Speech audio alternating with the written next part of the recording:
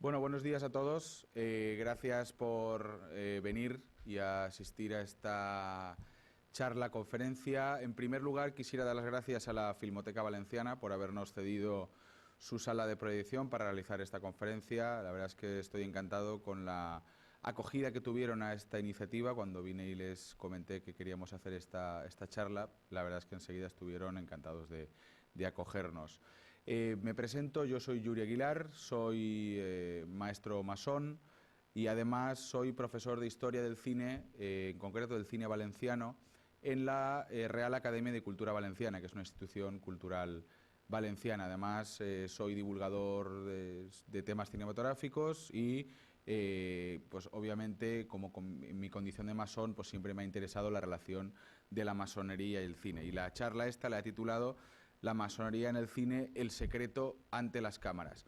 Es un tema que abordo sin demasiada ambición, pero con la convicción de que se pueda explicar cuál es en algún momento la relación del cine y el séptimo arte. En primer lugar, cabe hacer, siempre que se habla ante un público sobre un tema donde interviene la masonería, sobre qué es la masonería. Bueno, el ritual de emulación, que es el ritual además que yo practico como masón, define la masonería en algo tan sencillo como un sistema peculiar de moral bajo el velo de alegorías y enseñado por símbolos. Hay que decir a este respecto que la masonería es la única orden iniciática que se ha mantenido durante siglos. Cualquier otra asociación, cualquier otra organización no es iniciática. La única organización iniciática, puramente iniciática, en la que para entrar, para acceder, una persona debe pasar por el procedimiento y por el proceso de la iniciación, es la masonería, que es quizá lo que nos distingue, entre algunas otras cosas, de otras organizaciones. Esto no es como, ahora que se acercan las fallas, esto no es como una falla. Uno llega, pide entrar, firma, paga la cuota, entra. En la masonería hay una serie de requisitos previos y una serie de requisitos, y además hay un procedimiento que es el de iniciación. Muchas veces cuando, sobre todo alguna amistad o algún profano pregunta ¿qué es la masonería?, muchas veces se puede explicar la masonería por lo que no es la masonería. Cuando alguien pregunta o alguien tiene dudas, la masonería no es una religión, nosotros no tenemos una explicación del más allá, nosotros somos una organización sincrética, en tanto y cuanto aceptamos personas de diferentes religiones, ¿no? Musulmanes, judíos, católicos, protestantes. Hay un amplio abanico de religiones que están aceptadas por la masonería.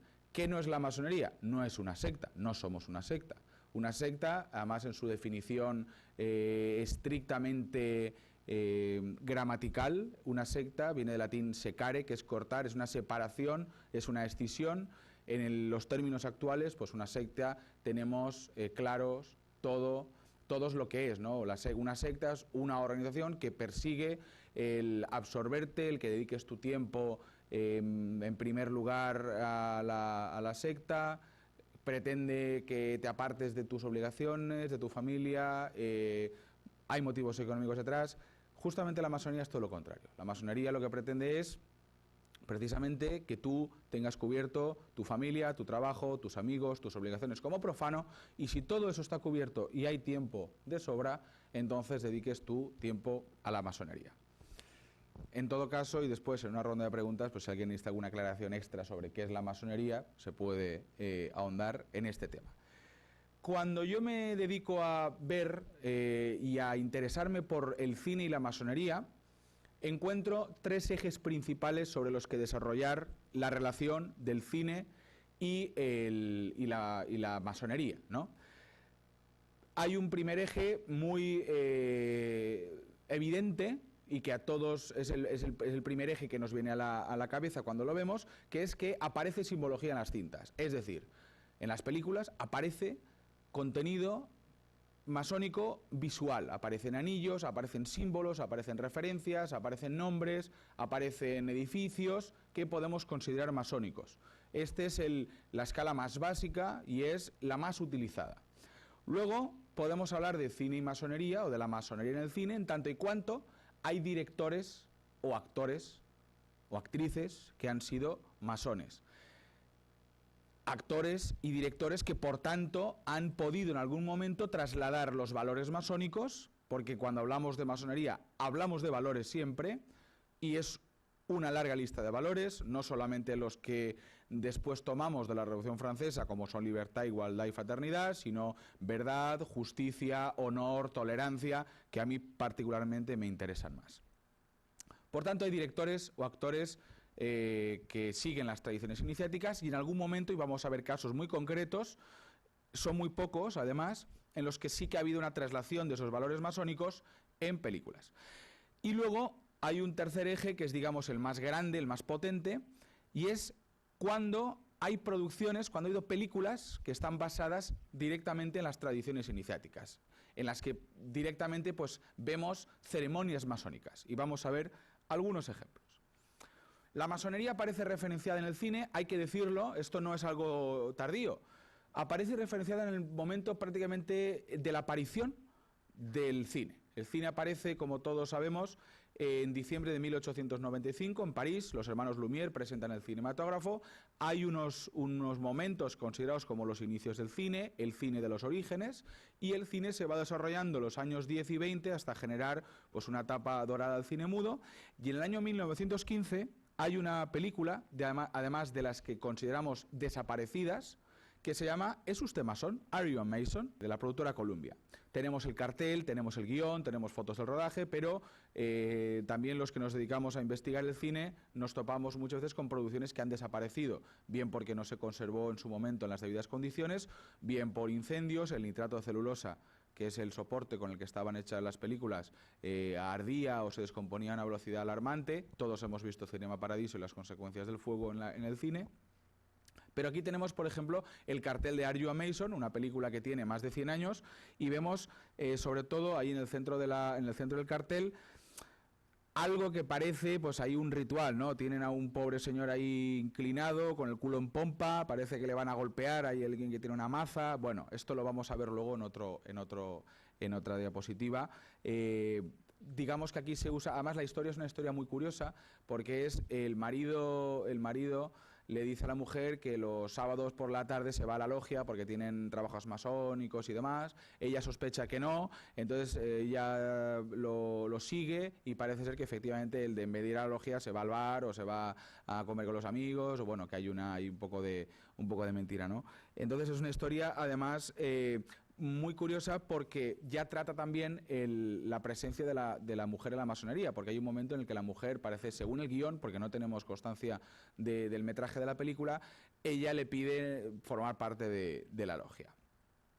En Hijos del Desierto, que es una película de los inicios del cine sonoro, Stan Laurel y Oliver Hardy, ambos masones en la vida real, asisten a una tenida masónica, y es una de las incursiones más potentes de la simbología masónica dentro del cine. Aquí vemos al gordo y el flaco, a Stan Laurel y Oliver Hardy, ataviados con arreos masónicos que en Estados Unidos son muy comunes, y al principio de la película empieza pues ellos entrando a la tenida, y obviamente el gordo y el flaco hacían cine cómico, entonces pues se cae ahí en medio, pues cambian las sillas. Bueno, es una sucesión de gags, ¿no? Pero con la masonería de trasfondo, ¿no? Al final de todo, pues la excusa es una tenida masónica para poder contar una historia graciosa. La historia del querido hermano Rudyard Kipling, El libro de la selva, que se escribió en 1894, fue llevada al cine por la factoría Disney en los años 60. Hay varias versiones, diferentes versiones del libro de la selva, pero la novela escrita por el querido hermano Rudyard Kipling pues es una de las películas, una de las historias quizá con más significado, ¿no? Podemos llamar una de esas producciones con algo de contenido iniciático.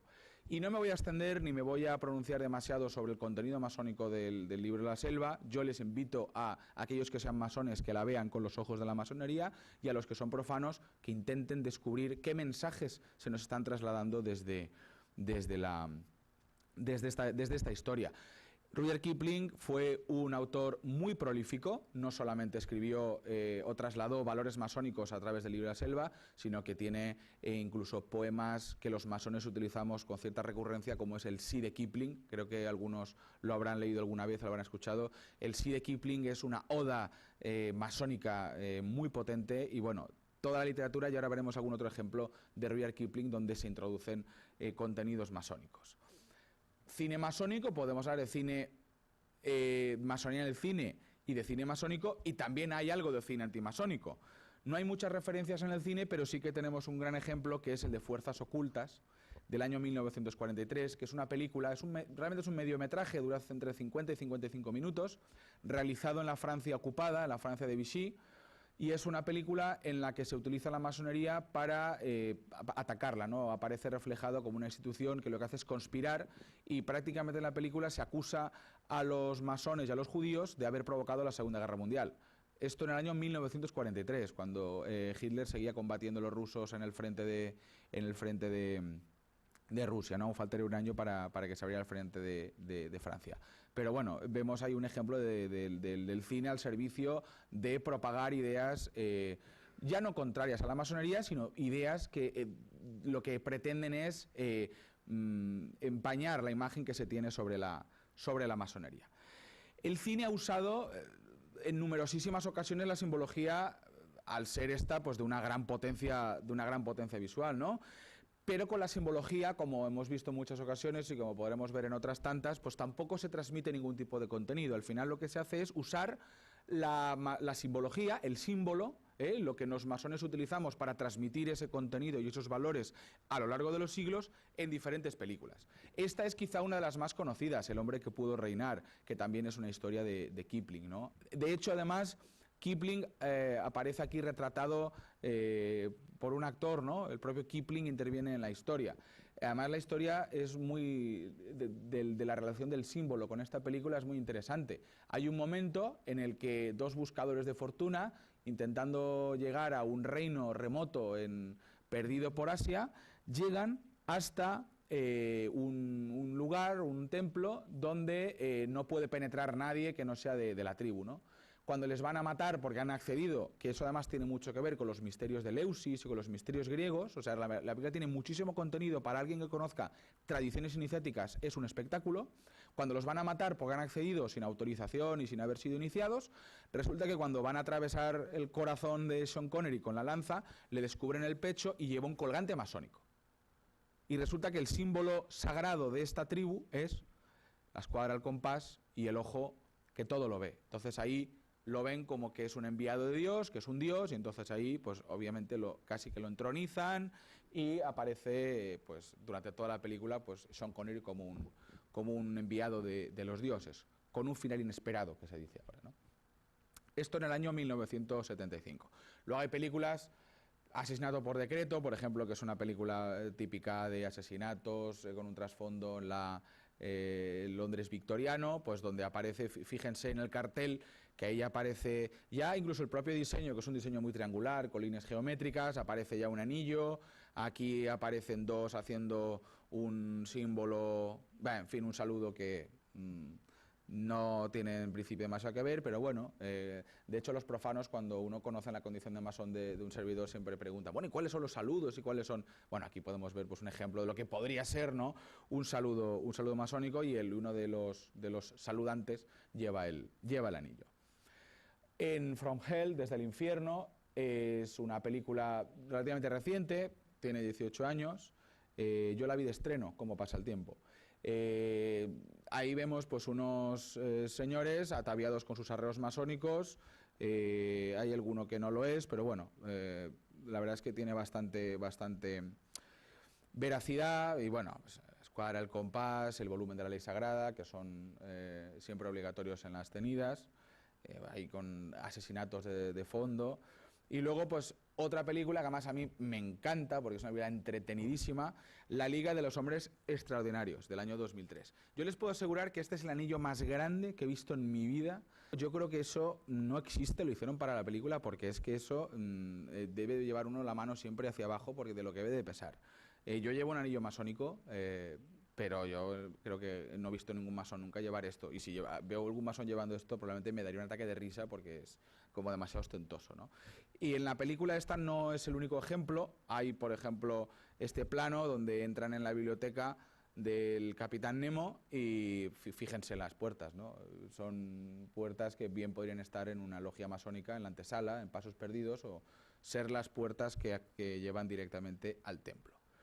La búsqueda, que es una película también bastante reciente, porque además de hecho se hizo una segunda parte varios años después.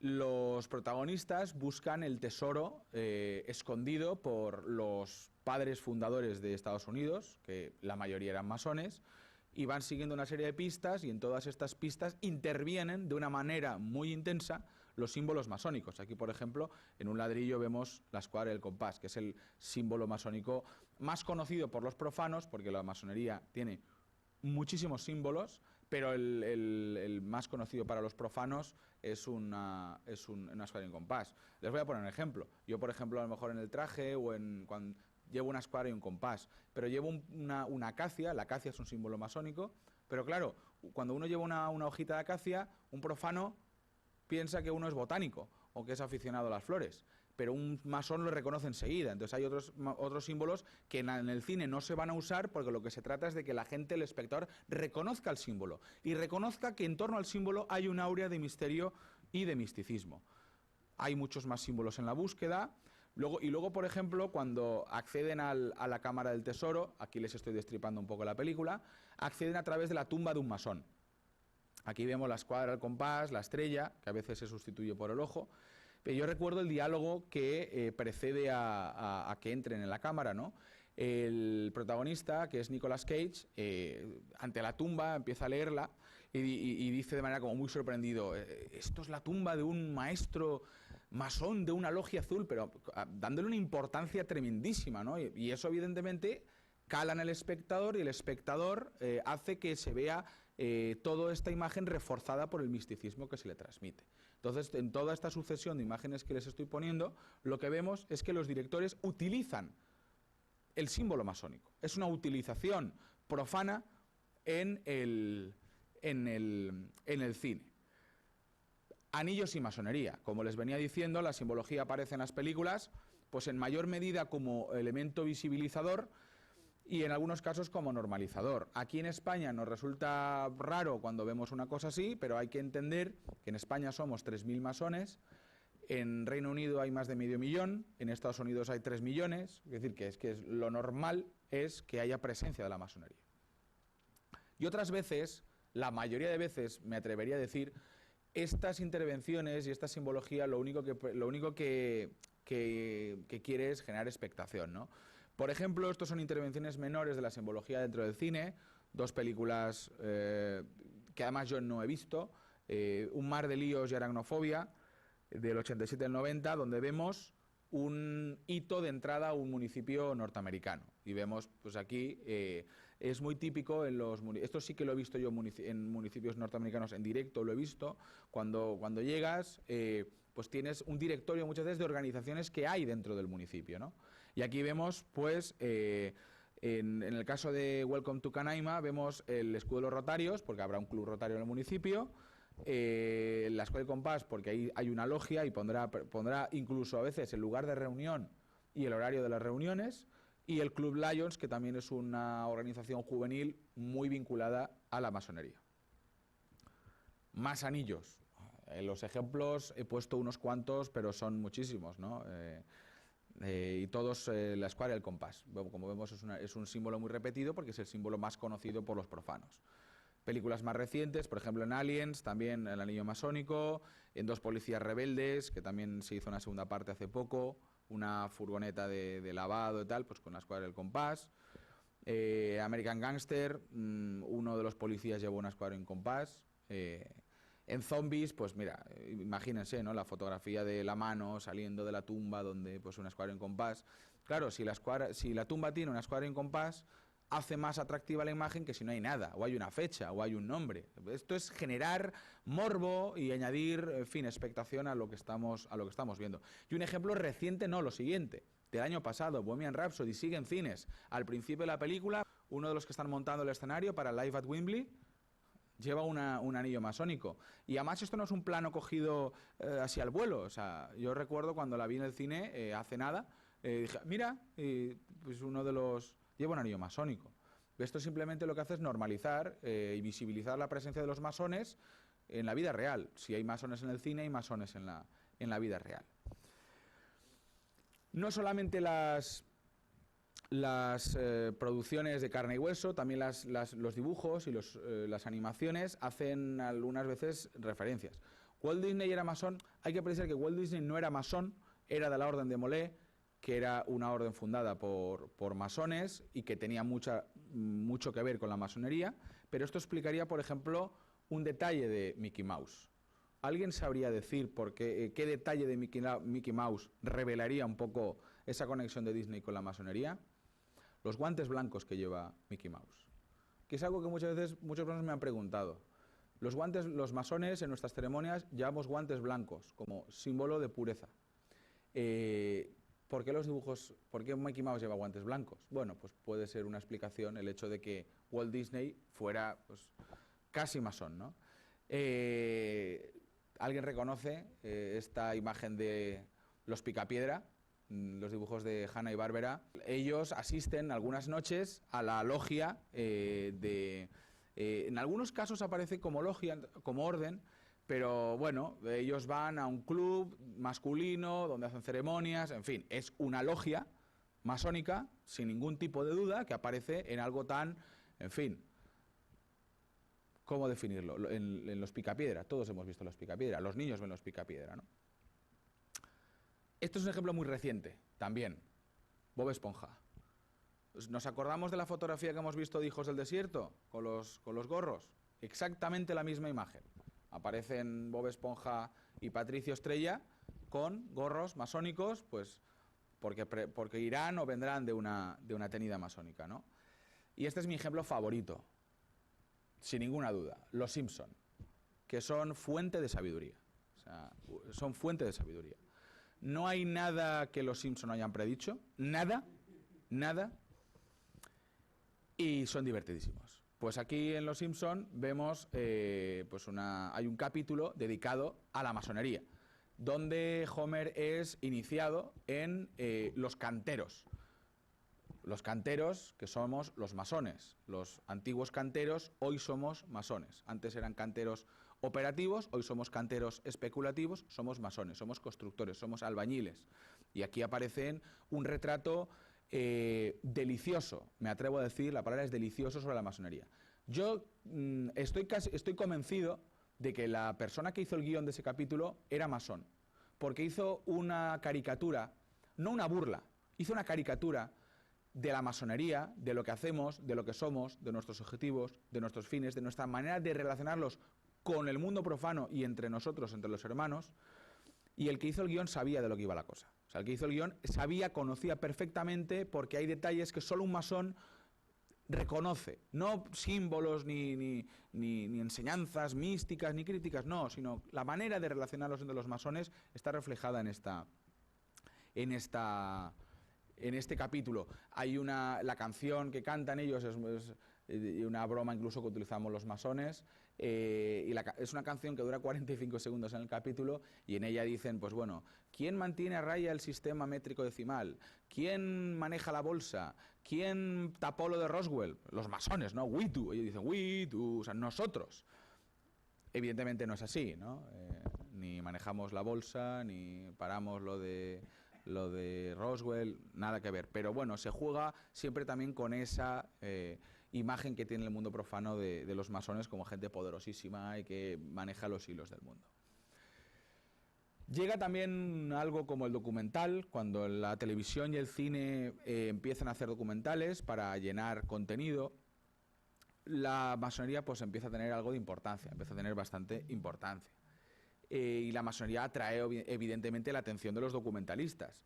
Pero sí que tenemos que decir en este caso que los documentalistas son y han sido eminentemente sensacionalistas. Juegan con el símbolo, juegan con lo oculto, juegan con el misterio. El otro día recuerdo que en una rueda de prensa con el gran maestro de la Gran Logia de España, Óscar de Alfonso, hablábamos con los periodistas sobre los contenidos de la Semana Masónica que estamos realizando en Valencia, Y hay una periodista que le preguntó bueno, que la masonería se nos acusaba de ser una orden muy secreta y tal. Y Óscar, el gran maestro, dijo, pues fíjese si somos una orden secreta, que estamos aquí en una rueda de prensa, compareciendo y explicando y a disposición de lo que nos quieran preguntar sin ningún tipo de filtro. Fíjense si somos secretos, ¿no? Somos discretos, que no es lo mismo que ser secretos. Somos discretos. Pero los documentalistas usan generalmente el secreto como un elemento para añadir morbo a las producciones, ¿no? Entonces muchos documentales, de hecho, fíjense, yo cuando algún profano me pregunta sobre la masonería o quiere conocer más en profundidad la masonería, le recomiendo algunos libros. El que recomiendo siempre es el de José Antonio Ferrer Benimeli, que se llama La masonería. Por cierto, esta tarde a las 6:30 en el Casino de Agricultura tendremos a Ferrer Benimeli, que es uno de los 3 mayores expertos de masonería en el mundo. No les recomiendo ningún documental.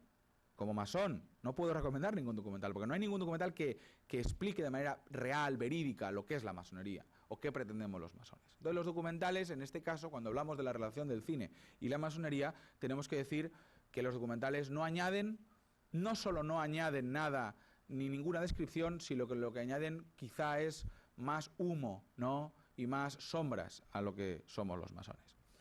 Los masones de Hollywood.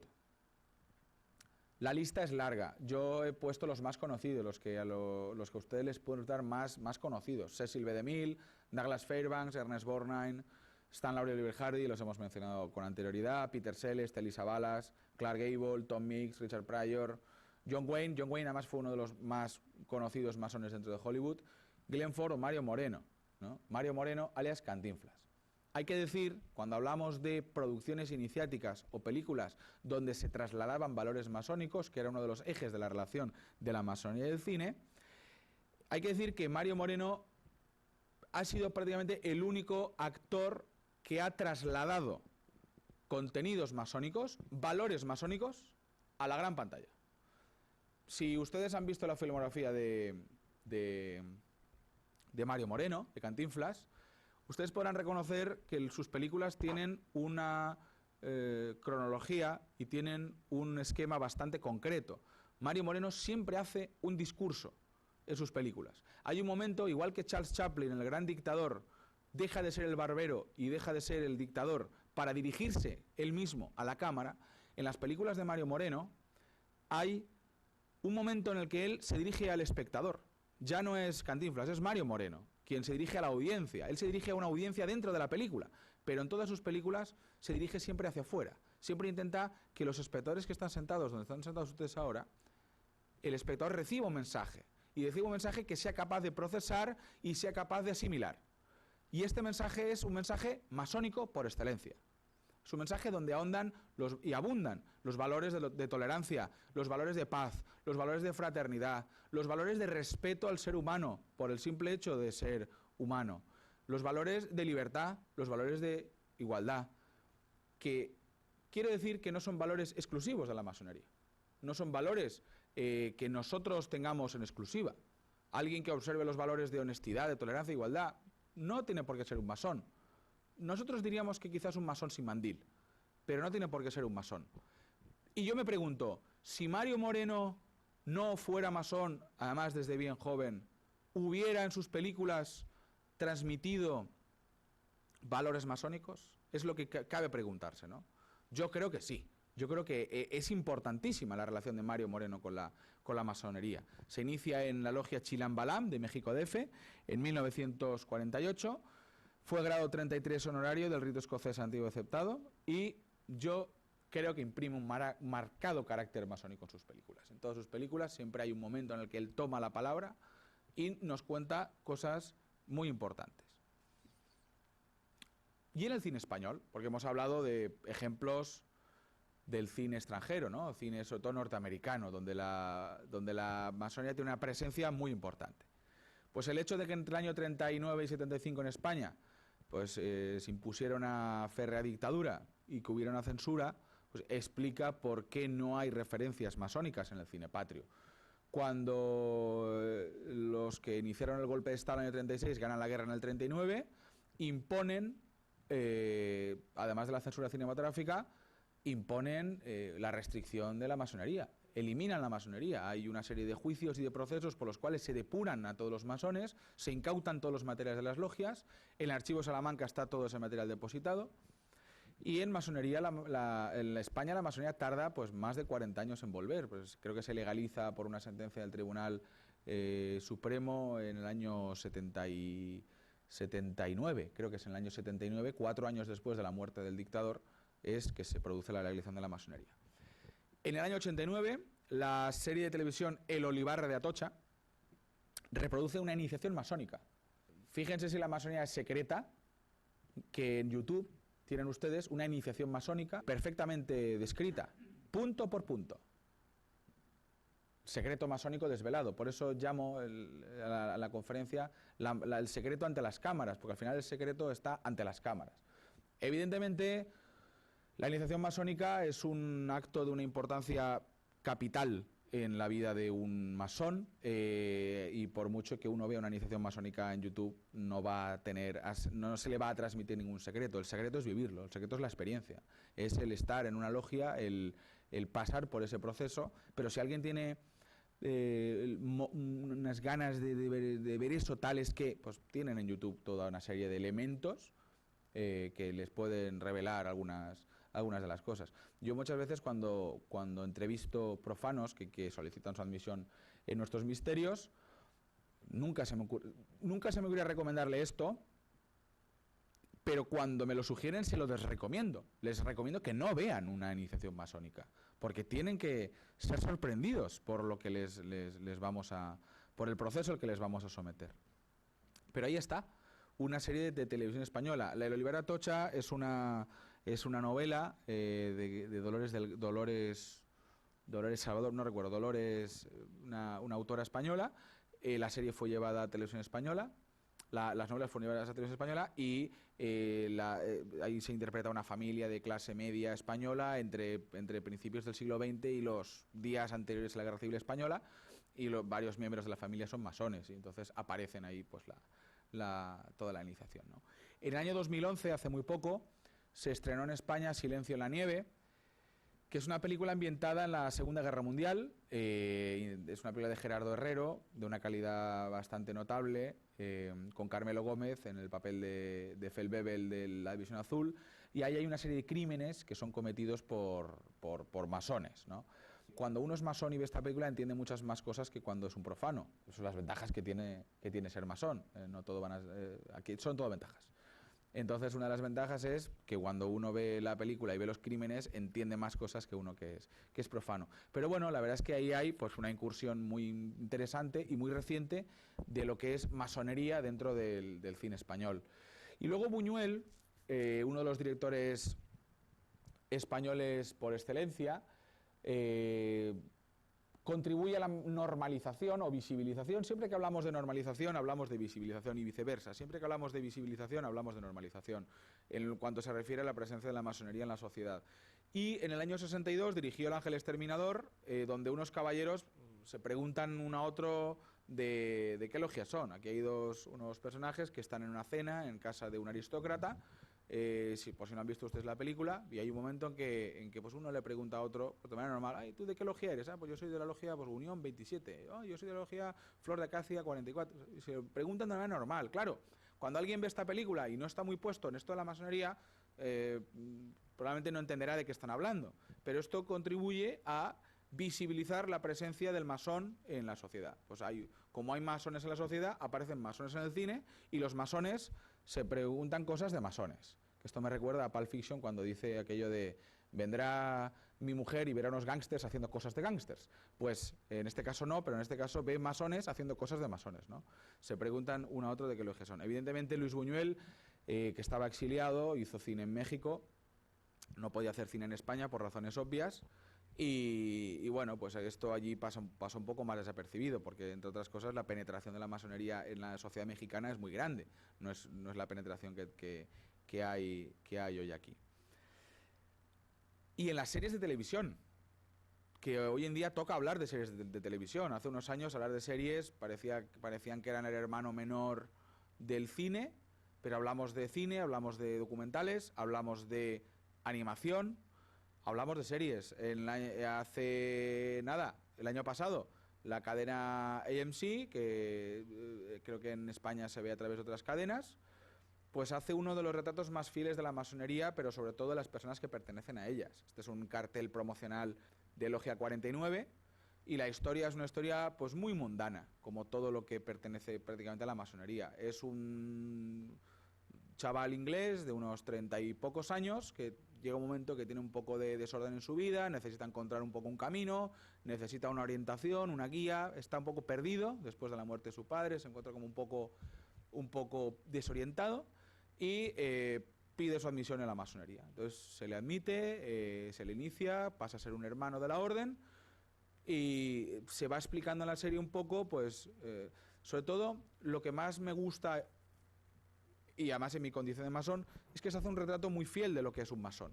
Un masón es una persona normal.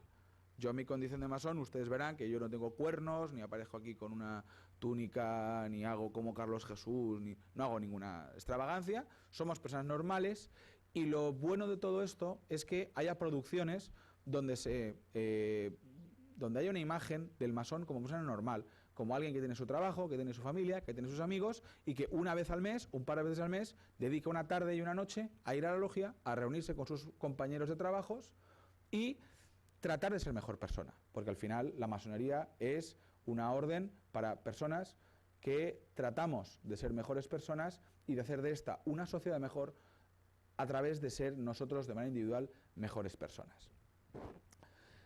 Y algunas conclusiones. Las conclusiones, esta conferencia es una conferencia circular, como han visto ustedes.